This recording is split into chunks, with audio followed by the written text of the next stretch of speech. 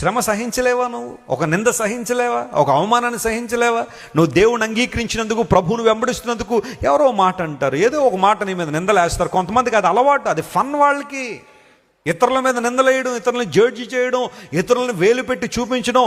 Blaming others is very easiest thing in the world. ఎప్పుడు కూడా blaming others అనే మోడ్లో నువ్వు ఉంటే నువ్వు ఏనాడు దీవెన పొందలేవు, ఏనాడు ఆశీర్వాదం పొందలేవు. శ్రమలను ఏం చేయాలా? సహించాలి. క్రీస్తు కొరకు మనం పడే నిందలు కావచ్చు.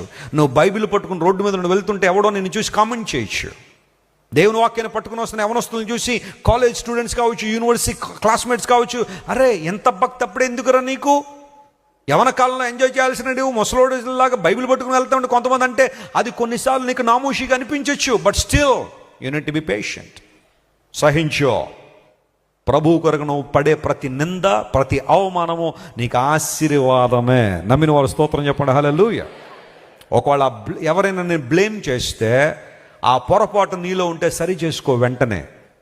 ఆ పొరపాటు నీలో ఉంటే సరిదిద్దుకో. నీలో పొరపాటు లేకుండానే ఎవరైనా బ్లేమ్ చేశారా, leave it in to the hands of God. ఆ దేవుని చేతికి వదిలిపెట్టే.